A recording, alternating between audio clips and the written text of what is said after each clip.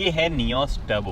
अगर आपको regular Nios sports dual tone के बजाय टर्बो में स्पोर्ट्स ड्यूअल टोन वेरिएंट को लेना हो तो आपको 1,00,000 रुपये एक्स्ट्रा देने पड़ते हैं। इस वीडियो में सवाल यही है कि 1,00,000 की बजाय जो आपको सिर्फ इंजन और गियरबॉक्स का फ़र्क जो मिलता है, क्या वो वर्थ इट है या नहीं है। नमस्कार, मेरा नाम है गगन और स्वागत है आज की इस वीडियो में, जहां हम बात करने वाले हैं Hyundai की हॉट हैचबैक नियोस टर्बो के बारे में। तो क्या क्या डिफरेंसेस है नियोस टर्बो में रेगुलर ग्रैंड आई-10 स्पोर्ट्स के मुकाबले। ये स्पोर्ट्स ड्यूअल टोन जो ट्रिम आता है उसके ऊपर बेस्ड है, तो उसमें जो फीचर आते हैं सारे के सारे फीचर एक्चुअली आपको इसमें मिलते हैं। बस आपको यहाँ ऑप्शन मिलता है सिंगल टोन और ड्यूअल टोन का, 5,000 रुपये एक्स्ट्रा मिलते हैं बस लगते हैं उस ड्यूअल टोन पेंट के। उसके अलावा कोई भी ऐसा डिफरेंस नहीं है फीचर्स वाइज में जो रेगुलर ग्रैंड आई-10 पेट्रोल में नहीं आता और इसमें आता हो। सिर्फ इंजन और गियरबॉक्स दो ही ऐसी चीज़ें हैं जिनका फ़र्क है। आई विश Hyundai जो है रियर वाइपर और वॉशर देती, चाहे प्रोजेक्टर हेडलैम्प हटा के वो दिया जाता, बट वो ज़्यादा बेटर फीचर था प्रोजेक्टर हेडलैम्प्स के मुकाबले, बट वो यहाँ पे नहीं दिया गया है। वो सिर्फ टॉप एंड में आता है और टॉप एंड में आपको टर्बो मिलता नहीं है। अंदर चलते हैं और बात करते हैं क्या क्या चीज़ें हैं। एक मोटी सी हाईलाइट जो है उसकी बात कर लेते हैं। रेगुलरली बाकी जो चीज़ें हैं छोटी मोटी वो तो मैं आपको बता ही चुका हूँ कि कोई भी फ़र्क नहीं है ग्रैंड आई-10 के मुकाबले। ये रेड इंसर्ट जो है ये आपको यहाँ एक्स्ट्रा देखने को मिलेंगे। AC वेंट जो है यहाँ पे भी ये रेड इंसर्ट्स आप देख पा रहे हैं जो टर्बो को हाईलाइट करते हैं। और ऑब्वियसली आपके पास में गियर नॉब जो है वो थोड़ा सा अलग है, क्योंकि यहाँ पे गियर बॉक्स अलग है। रिवर्स जो है वो आपके पास में कुछ ऐसे लगता है, ना कि जो पेट्रोल आता है उसमें इस तरफ लगता है जो 1 2 3 4 5 और रिवर्स से है। ये गियर थोड़ा सा ज़्यादा स्मूथ मुझे उसके मुकाबले लगता है in terms of reverse engage करने में। अगर आप रेगुलर गियर्स की बात करें तो सब सेम है, वो वाला भी स्मूथ है, ये वाला भी स्मूथ है, बट इसमें रिवर्स हर बार जो है प्रॉपरली लग जाता है। उस वाली जो नेचुरली एस्पिरेटेड वाले में क्या होता है, कई बार रिवर्स लगाने के लिए आपको डुअल क्लचिंग, 2 बार क्लचिंग जो है वो करनी पड़ती है। फिर जो बड़ा फ़र्क है वो है अब यहाँ पे जो ये इंजन है 1 लीटर 3 सिलेंडर का जो इंजन है वो एज इट इज़ वेन्यू और जो वर्ना है उसमें भी आता है वही इंजन है, बट पावर जो है उसमें थोड़ा फ़र्क है। 100 PS की पावर बनाता है और 172 Nm का टॉर्क बनाता है। थोड़ी सी कम है पावर वेन्यू वाले मुकाबले, वेन्यू और वर्ना के मुकाबले वो थोड़ी ज़्यादा पावर बनाते हैं, बट ये जो है टॉर्क जो है उतना सिमिलर ही बनाता है। और डेफिनेटली वेट का बहुत ज़्यादा फ़र्क है वेन्यू और वर्ना के मुकाबले, तो ये चलाने में बहुत ही बेहतरीन होना चाहिए जो चीज़ ये है भी। तो सीधा चलते हैं और इसके ड्राइव की बात करते हैं जो कि इसकी हाईलाइट है। ओके, तो इंजन और गियरबॉक्स की हम बात करें तो सबसे पहले जो 1 लीटर का इंजन है वो यहाँ पे 100 PS की पावर देता है और 172 Nm का टॉर्क देता है। 1500 RPM से ये टॉर्क अवेलेबल होना शुरू हो जाता है और काफ़ी लंबे बैंड तक रहता है। इनफैक्ट इंजन जो है वो 6000 RPM तक रेव कर लेता है। हालांकि उतना रेव फ्रेंडली नहीं है जितना कुछ और इंजन यहाँ पे टर्बोचार्ज इंजन है। For example Volkswagen Polo TSI वाला जो है थोड़ा और रेव हैप्पी वो जो है वो इंजन लगता है, बट यहाँ पे कोई ऐसी कमी जो है वो इंजन में लगती नहीं है सच, क्योंकि 6000 RPM भी अपने आप में काफ़ी बढ़िया जो RPM हो जाते हैं एज पर टर्बोचार्ज स्टैंडर्ड्स। अब शुरुआत हम करेंगे NVH से। NVH से शुरुआत क्यों, क्योंकि जो 1.2 लीटर का 4 सिलेंडर पेट्रोल इंजन है Hyundai नियोस का जो रेगुलर आता है वो NVH के मामले में बेहतरीन है। क्या ये उतना बेहतरीन है? 3 सिलेंडर के होने की वजह से उम्मीद तो हमें है कि भैया ये उतना अच्छा नहीं हो सकता, और वो चीज़ है भी यहाँ पे। गाड़ी जब खड़ी रहती है तो आपको 3 सिलेंडर होने का जो फ़र्क है वो नज़र आ जाता है। हल्की हल्की वाइब्रेशन गाड़ी के अंदर है। गाड़ी जब चलती है तो फॉर्चुनेटली वो वाइब्रेशन सेटल हो जाता है, इतना ज़्यादा एविडेंट नहीं है, और बस उसका भी एक सेंसेशन सा जो है स्टीयरिंग व्हील में रह जाता है। उसके अलावा कहीं भी आपको पता नहीं चलेगा। आवाज़ जो है वो ज़्यादा हो जाती है नेचुरली एस्पिरेटेड के मुकाबले, और ख़ासतौर से जैसे ही आप 2500 RPM क्रॉस करते हो तो इंजन कंटिन्यूसली अंदर शोर करता है। अच्छी बात यह है कि आवाज़ बुरी लगने वाली सी नहीं है, हार्श नहीं है, तो आपको परेशान कभी भी वो आवाज़ नहीं करेगी। वो इसके बारे में एक अच्छी चीज़ है। फिर एक अलग सी विस्लिंग सी साउंड जो है वो रियर से आती रहती है लगातार।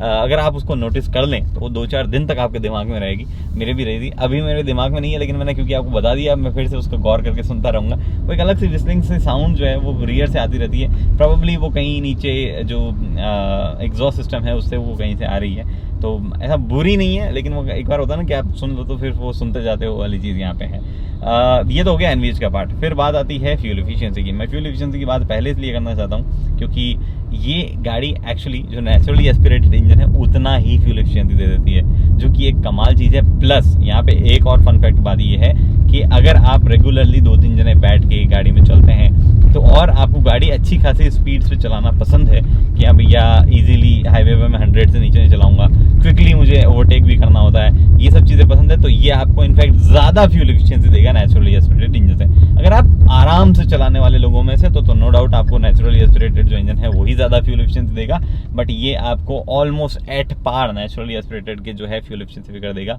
शहर में आप लगभग 14 क्या फ्यूल एफिशिएंसी निकाल सकते हैं, अच्छा खासा बम्पर टू बम्पर ट्रैफिक की मैं यहाँ बात कर रहा हूँ। और अगर आप बात करें हाईवेज पे तो आप क्लोज टू 18-19 की फ्यूल एफिशिएंसी फिगर निकाल सकते हैं। अगर आप 100 के आसपास कंटिन्यूसली चले, उससे कम चलो तो ज़्यादा फ्यूल एफिशिएंसी आएगा, ज़्यादा चलो तो थोड़ा ड्रॉप हो जाएगा, ये वाली चीज़ है। बट मुझे फ्यूल एफिशिएंसी फिगर ने बड़ा इंप्रेस किया यहाँ पे। फिर जो चीज़ है वो ये कि फ्यूल एफिशिएंसी के बाद में लोग आमतौर पे एक चीज़ और जोड़ते हैं, वो है मेंटेनेंस।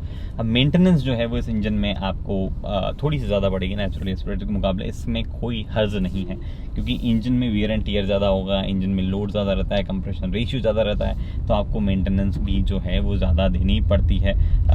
यहाँ पे इस फैक्टर, अगर आपका सोली ये देख रहे हो कि मेंटेनेंस भी फैक्टर मुझे काउंट करना है, परफॉर्मेंस उतनी मैटर नहीं करती है, तो आई बिलीव आपके लिए ये इंजन नहीं है। आपको फिर नेचुरली एस्पिरेटेड के साथ में ही सेटल हो जाना चाहिए।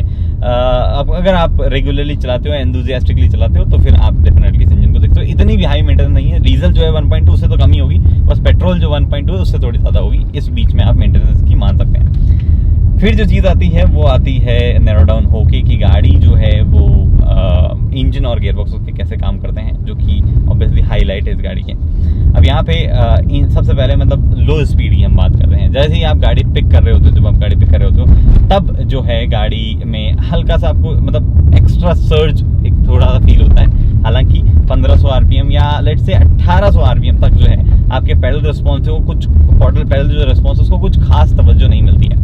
मुझे जहाँ तक याद है पोलो जो है 1 लीटर TSI वो थोड़ा सा बेटर परफॉर्म कर रहा था लो एंड में, मतलब वैसे मैं जैसे पैडल प्रेस कर रहा था तो वो जो उस वक्त का पिकअप है वो ज़्यादा बेटर था। बट जैसे ही वो टर्बो स्पूल होने लगता है 1500 आरपीएम पे और 1800-1900 आरपीएम रीच करते हो आप, उसके बाद में ये इंजन का कोई मुकाबला नहीं है। इनफैक्ट आई बिलीव ये पोलो से ज़्यादा फास्ट हो जाता होगा अगर आप 0 to 100 करके देखो तो, क्योंकि एक तो थोड़ा सा पोलो से लाइट है गाड़ी, प्लस वो इंजन इतना ज़बरदस्त है उस पर्टिकुलर पावर बैंड के बाद में कि मज़ा ही आ जाता है। आप इनफैक्ट अपने फर्स्ट सेकंड थर्ड गियर से ही जो 100 की स्पीड कैच कर सकते हो अगर आप इसको रेव करते रहो। In fact let's try this. हम एक खाली रोड पे हैं, मैं 100 की स्पीड पे हूँ, सेकंड गियर में हूँ अभी,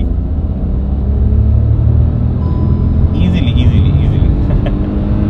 ओके सेकंड गियर में ही 109-108 की टॉप स्पीड जो है वो गाड़ी पहुंच जाती है, जो कि अपने आप में एक कमाल चीज़ है। और किसी भी मायनों में आपको ये नहीं लगेगा कि ये इंजन लेथार्जिक है, कहीं भी कुछ है। कमाल परफॉर्मेंस जो है मुझे इस इंजन से लगी। I am very much happy about this engine कि ये इस गाड़ी के साथ इतना बढ़िया काम करता है।